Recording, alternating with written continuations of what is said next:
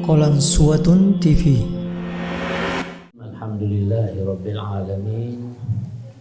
Wassalatu wassalamu ala nabiyil amin wa ala alihi wa sahbihi ajma'in. Assalamualaikum warahmatullahi wabarakatuh.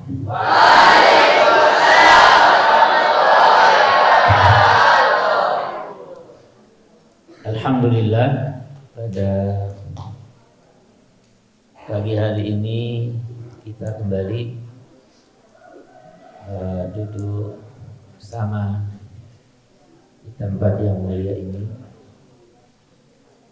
juga dalam rangka melakukan kegiatan yang mulia, karena kegiatan seperti ini,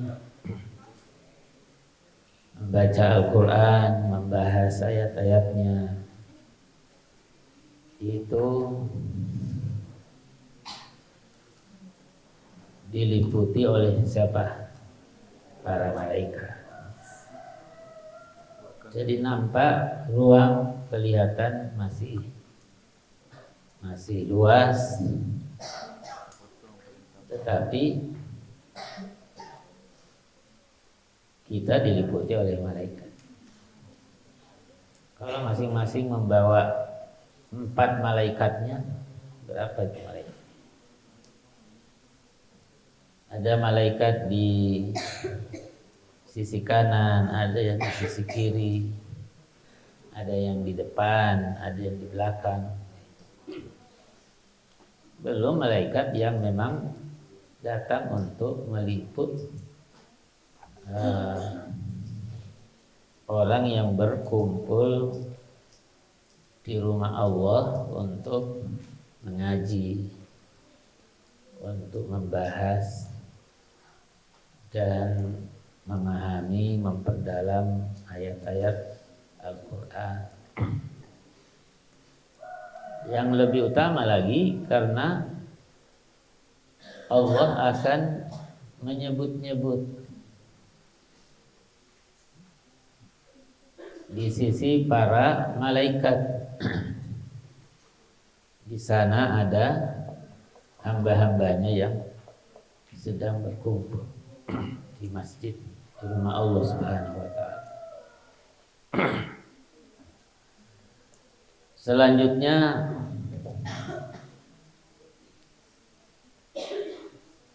kita akan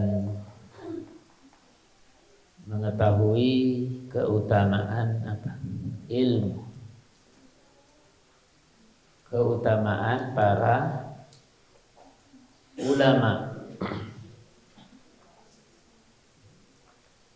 Orang yang berilmu tentu berbeda dengan orang yang tidak berilmu.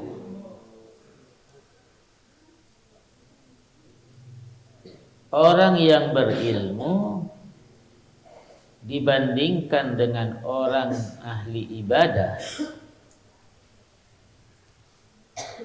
itu tentu berbeda. Orang ahli ibadah banyak beribadah, tapi kurang ilmunya atau bahkan tidak punya ilmu.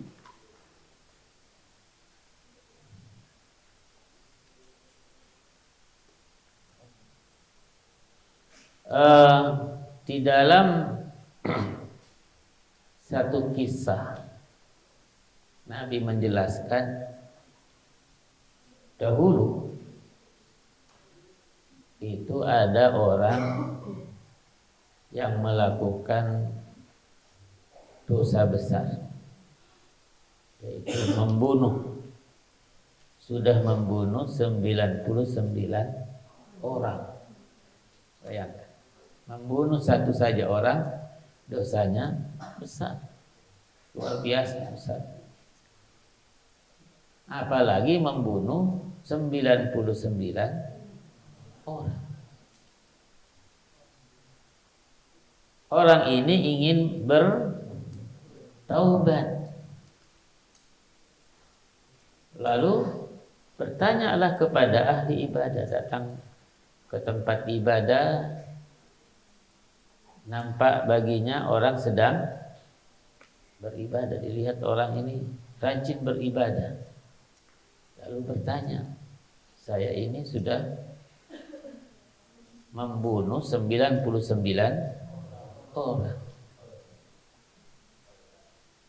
Apakah saya ini masih diterima taubatnya atau tidak? Katanya ahli ibadah itu tidak. Lalu dia pun dibunuh lagi. Akhirnya menjadi berapa? 100. Yang ditanya ahli ibadah. Lalu kemudian dia bertanya kepada seorang alim. Orang alim ini ditanya, saya ini sudah membunuh 100 orang. Apakah saya masih diterima taubatnya atau tidak? Kata seorang alim, masih. Beda jawaban antara orang yang berpengetahuan dengan orang yang tidak Tetapi dia memberi petunjuk supaya dia benar-benar bisa bertaubat, bisa diterima taubatnya, maka dia anjurkan supaya meninggalkan kampung halamannya. Karena di kampung itu orang-orang tidak berbuat baik.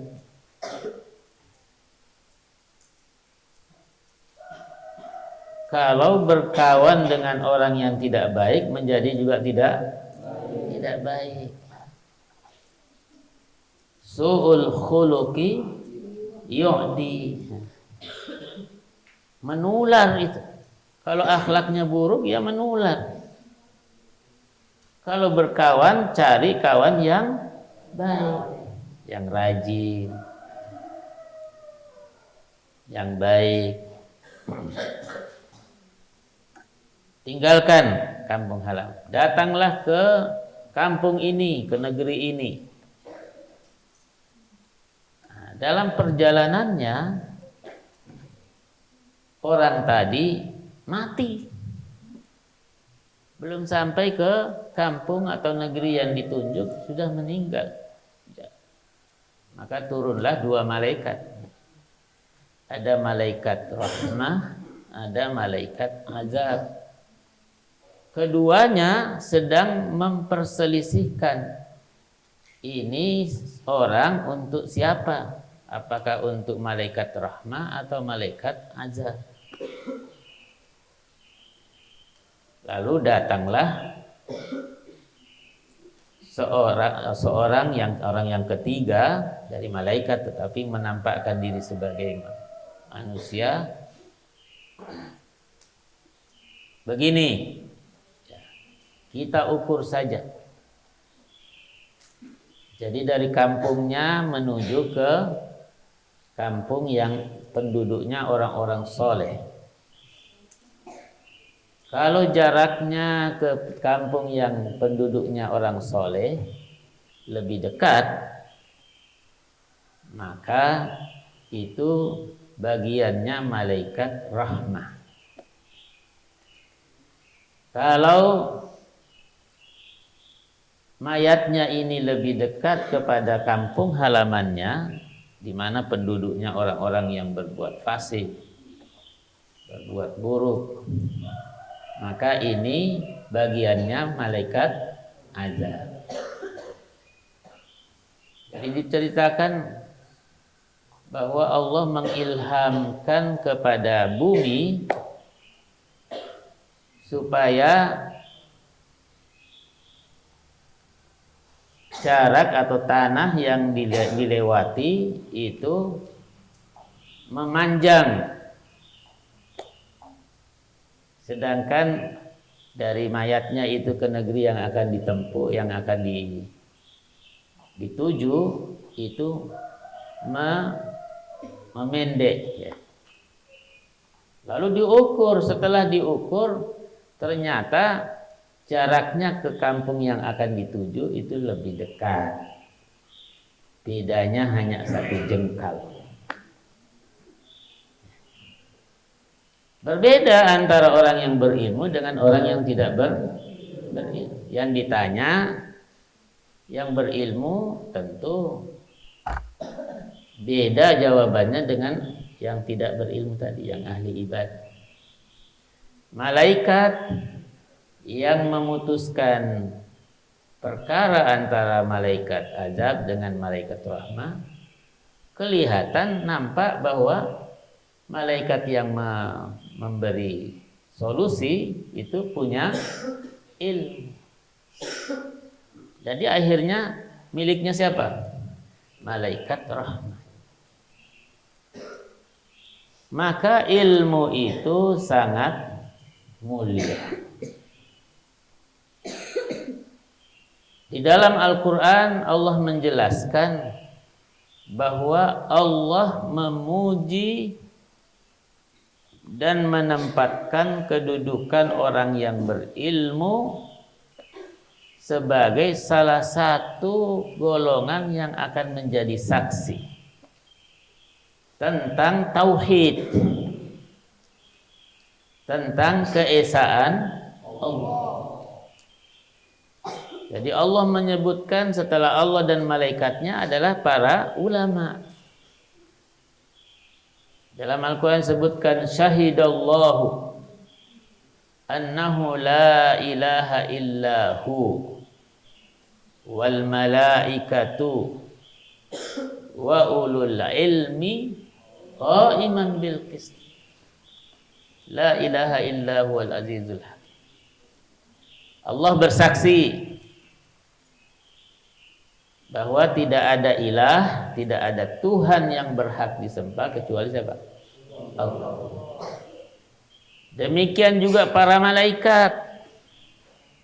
Demikian juga para ulama. Wa ulul ilmi. Mereka yang diberikan kepadanya ilmu. Jadi Allah bada'a bi nafsihi wasanna bimalaikatihi. Ya, setelah Allah memulai dirinya, kemudian setelah itu malaikat. Lalu yang ketiga siapa? Ulul. Sedemikian mulianya orang-orang yang berilmu sehingga ditempatkan kedudukannya setelah para malaikat adalah para ulama yang senantiasa tegak di dalam memperjuangkan, menegakkan kalimat la ilaha illallah. Apa artinya la ilaha illallah? La ilaha ma'bud, ilah la ma'buda bihaqqin illallah. Tidak ada Tuhan yang berhak disembah kecuali Allah. Ini ulama. Yang kedua, bahwa semakin meningkat ilmu seseorang, orang itu akan semakin takut kepada Allah. Maka disifatkan bahwa ulama itulah yang takut kepada Allah. Kalau ada orang katanya ulama tetapi tidak takut kepada Allah, berarti bukan ulama apa? Yang benar. Ulama yang benar itu adalah ulama semakin bertambah ilmunya, semakin takut kepada Allah. Semakin takut kepada Allah. Innama yakhsyallaha min ibadihil ulama'u. Yakhsyallaha bukan yakhsyallahu. Ya. Innama yakhsyallaha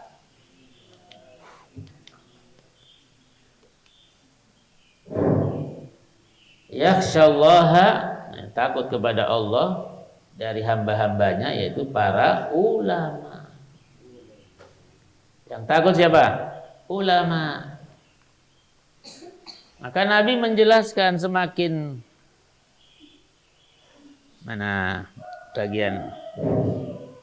semakin bertambah ilmu, seharusnya semakin apa? Semakin takut. Orang kalau bertambah ilmunya tapi tidak takut, justru menunjukkan semakin jauh dari mana? Dari Allah. Rasulullah sallallahu alaihi wasallam menjelaskan, manizdada ilman. Manizdada ilman,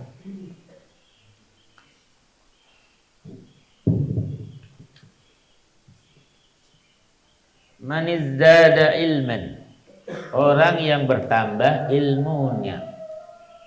Walam yazdad hudan, tetapi tidak semakin bertambah petunjuk dalam dirinya.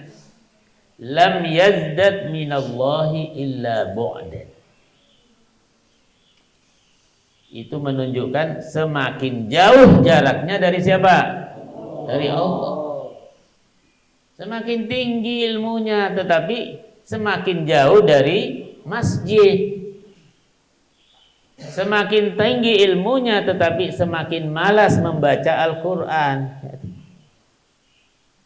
Itu tandanya berarti dia semakin jauh jaraknya dari Allah. Sudah dengar? Karena ulama itu adalah orang yang senantiasa takut kepada Allah. Takut kepada Allah.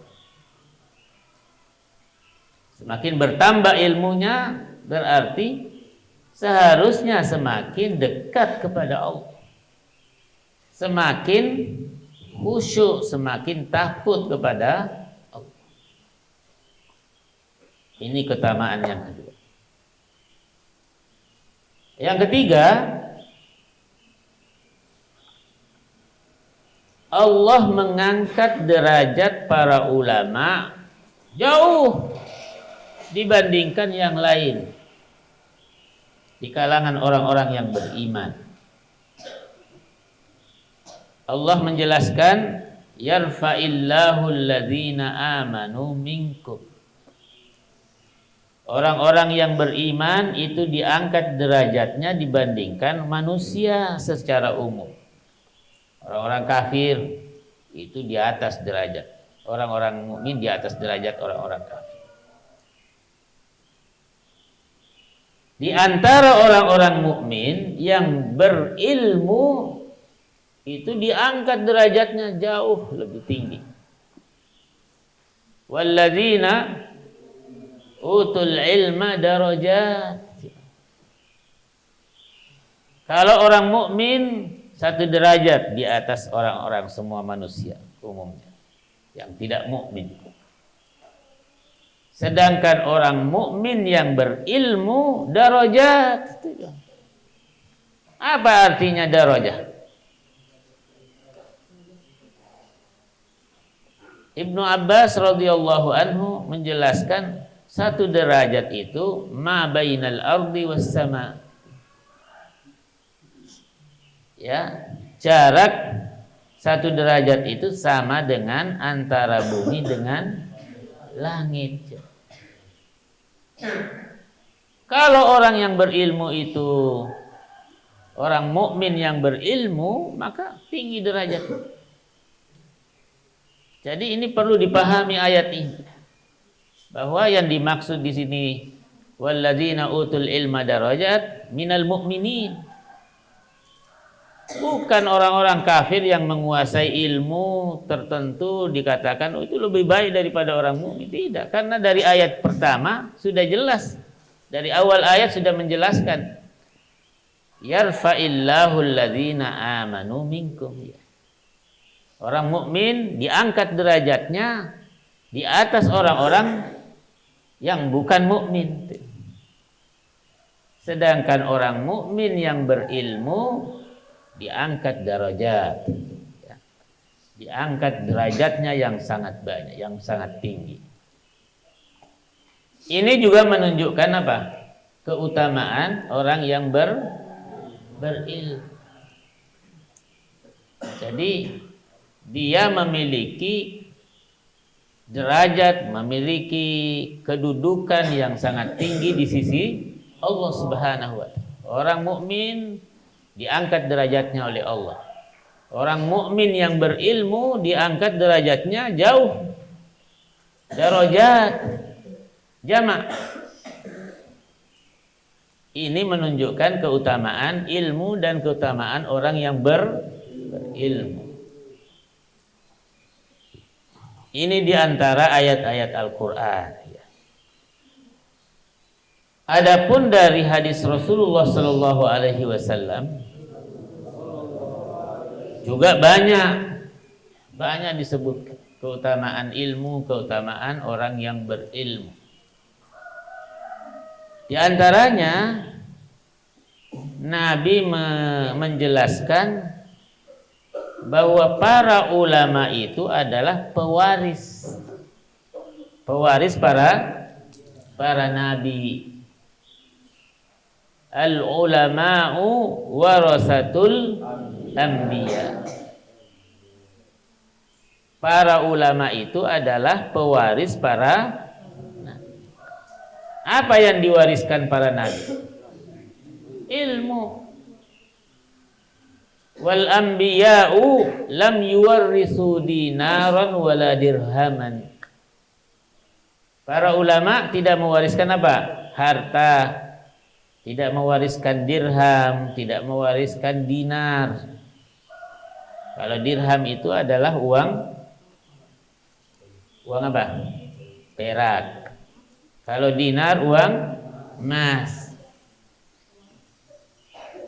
Walakin warasu mada al-ilm.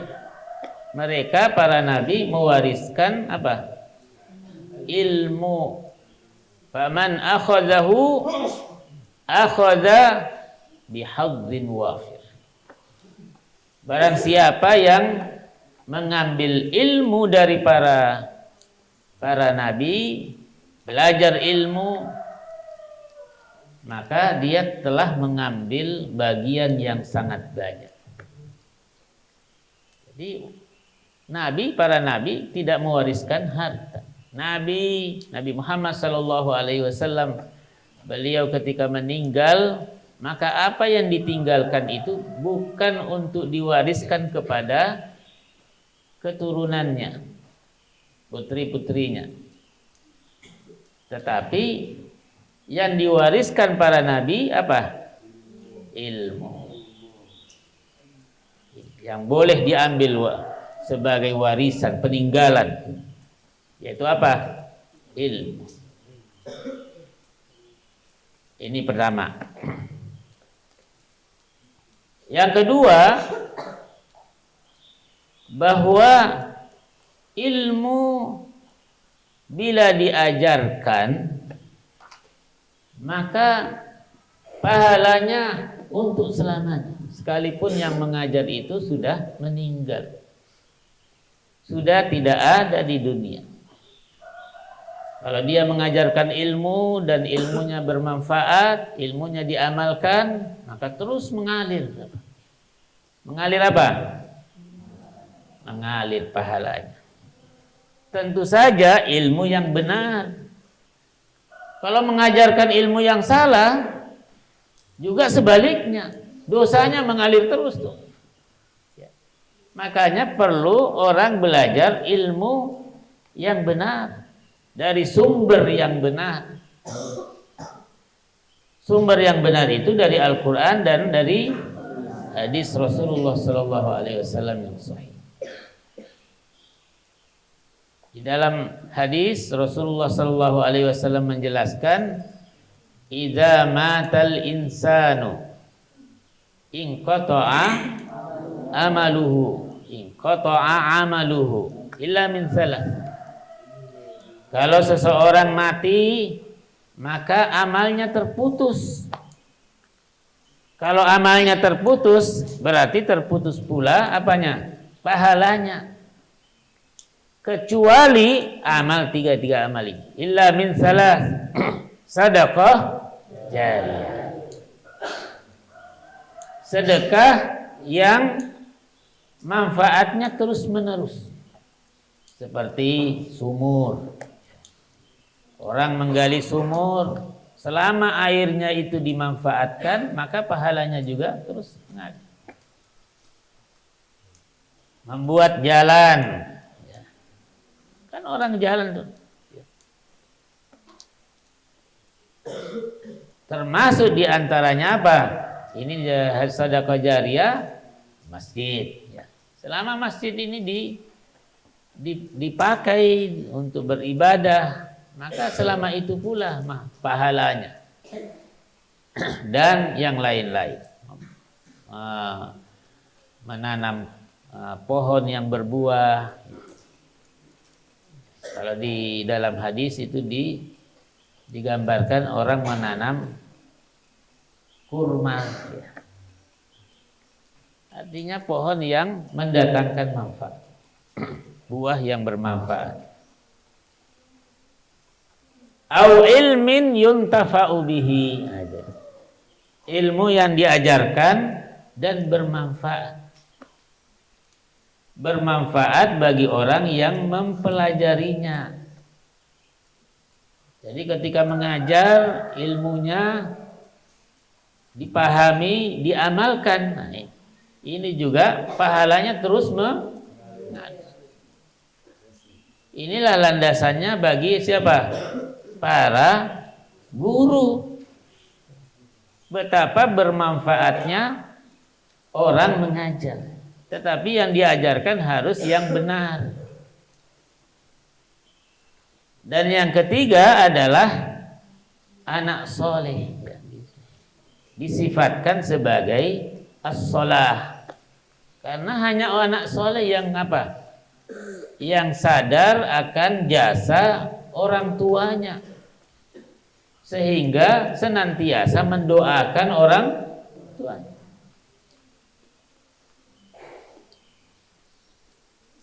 Bergembiralah kalau kemudian selalu berdoa, mendoakan siapa? Orang. Berbahagialah orang tua yang anaknya senantiasa mendoakannya. Dalam hadis ini salah satunya diantaranya disebutkan apa? Ilmu yang bermanfaat.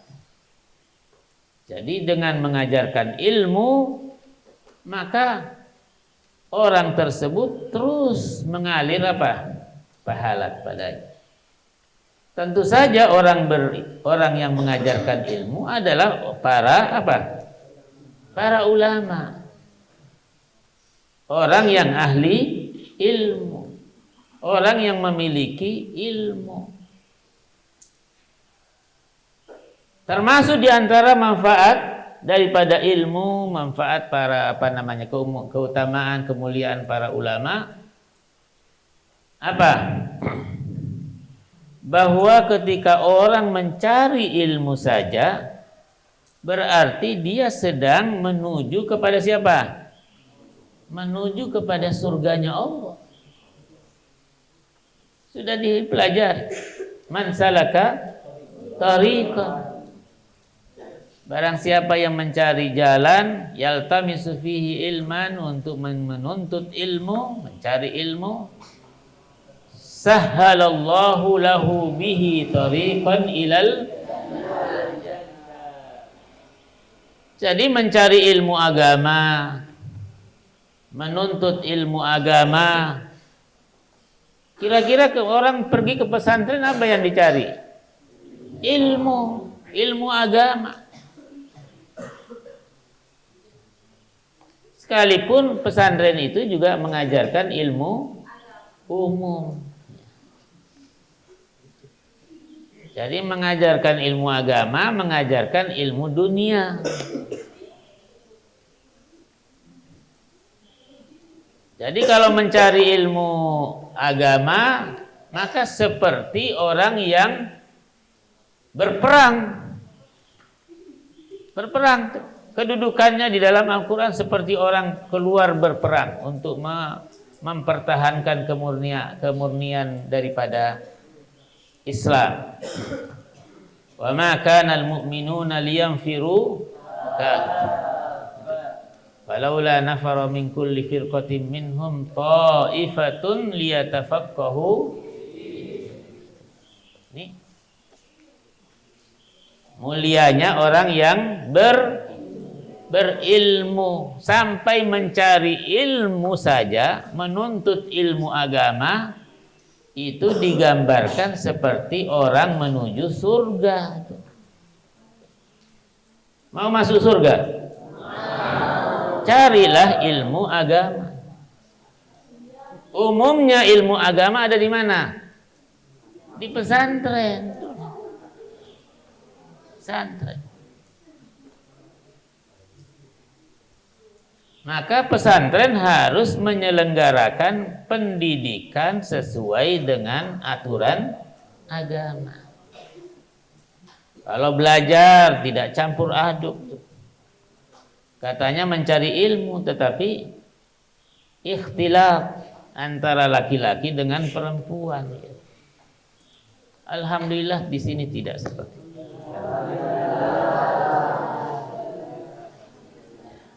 Terpisah.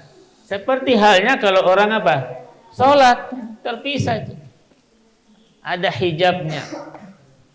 Yang laki-laki di depan, yang perempuan di belakang. Jadi dipisah. Sampai menuntut ilmu pun harus terpisah.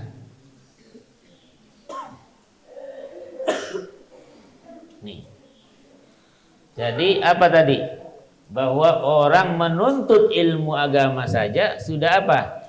Sudah digambarkan seperti orang menuju ke dalam mencapai surganya Allah Subhanahu wa taala. Maka kalau di dalam menuntut ilmu akhirnya mati, ya, akhirnya mati. Matinya apa? Syahid. Man kharaja fi talabil ilmi fahuwa fi sabilillah.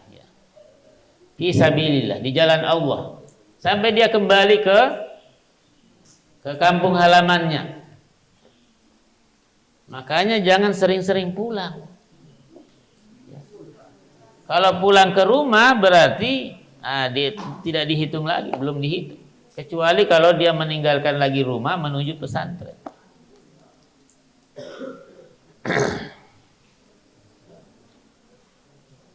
Nabi juga menjelaskan dalam hadis yang lain apa?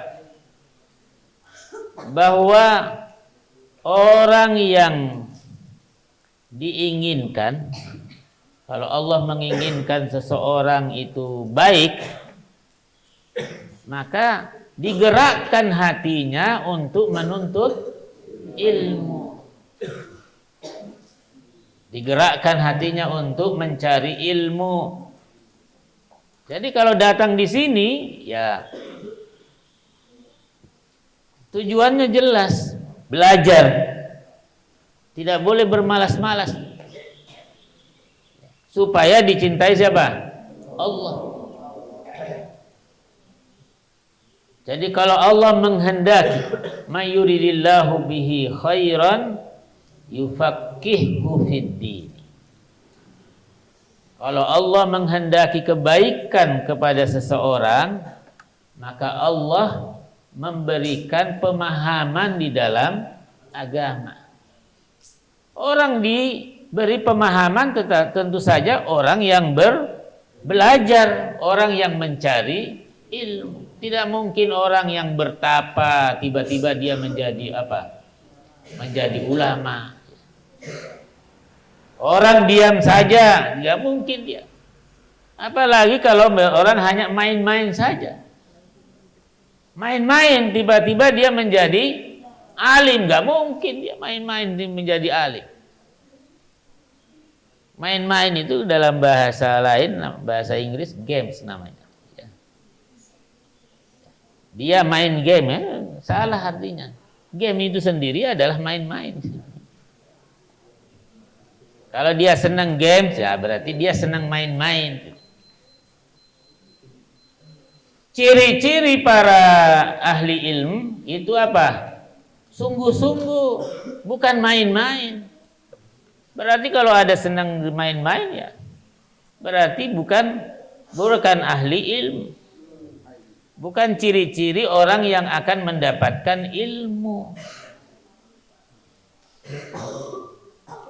Padahal games itu adalah apa?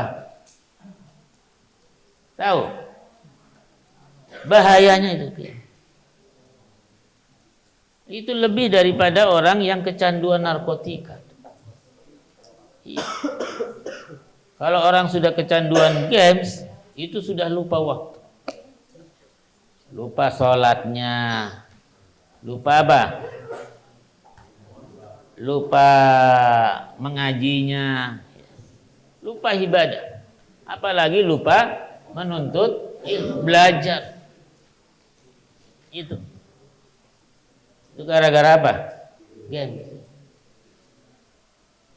Dan orang yang senang main games itu tidak menampakkan dia selalu menuju kepada kedewasaan, selalu nampak seperti anak-anak. Karena main-main itu ciri-cirinya siapa? Anak-anak. Senang main cirinya siapa? Makanya ada daurut tufulah. Periode atau masa kanak-kanak. Masa kanak-kanak itu disifatkan ciri-cirinya apa? Senang main. Coba orang kalau belajar di TK, gak ada orang kemudian belajar di TK seperti kalau orang belajar di tingkat menengah. Pasti apa? Lebih banyak main-mainnya. Ya, coba di sekolahnya itu banyak tempat main-main. Berarti kalau dia senang main-main, berarti jiwanya masih seperti apa? Anak-anak. Tentu saja kalau namanya santri tidak seperti itu. Ya, santri dari waktu ke waktu dia harus bersikap dan berpikir dewasa. Karena kelak nanti akan punya tanggung jawab. Laki-laki bertanggung jawab sebagai kepala rumah tangga, sebagai suami, sebagai bapak. Kalau yang perempuan bertanggung jawab apa? Nah, urusan rumah tangga, ya. Dan menjadi ibu yang baik, menjadi istri yang solehah. Nah, itu yang diharapkan. Maka carilah apa? Pasangan yang serius, jangan yang selalu main-main itu.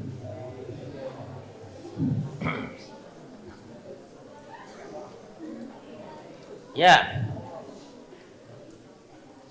Ini diantara hadis-hadis Rasulullah Sallallahu Alaihi Wasallam yang menjelaskan keutamaan ilmu, keutamaan para ahli ilmu, para ulama. Ya, kita sudah awali dengan ayat-ayat Al-Quran, sudah kita jelaskan juga dari beberapa hadis Rasulullah Sallallahu Alaihi Wasallam. Di sana masih banyak ayat Al-Quran. Di sana masih sangat banyak hadis-hadis Rasulullah Sallallahu Alaihi Wasallam mengenai ilmu, mengenai keutamaan ilmu dan keutamaan orang yang menuntut ilmu dan para ulama. Ini saja, mudah-mudahan ini bisa bermanfaat bagi kita semua, dan tentu saja harapan ke depan anak-anakku sekalian, terus sungguh-sungguh ya, hilangkan rasa malas. Ya. Kalau malas tidak ada manfaat. Yang bermanfaat adalah orang yang bersungguh, orang yang rajin. Rajin pangkal malas pangkal. Jadi sebenarnya tidak ada orang yang bodoh. Yang ada itu adalah orang malas. Tidak ada orang cerdas, ya. Yang ada adalah orang rajin. Assalamualaikum warahmatullahi wabarakatuh.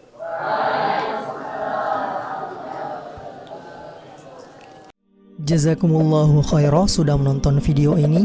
Jika bermanfaat, silahkan tekan like, share, dan subscribe untuk menunjukkan dukungan antum di channel ini. Ikuti juga informasi kegiatan santri dan alumni di akun resmi Pesantren Pendidikan Islam Darul Abror.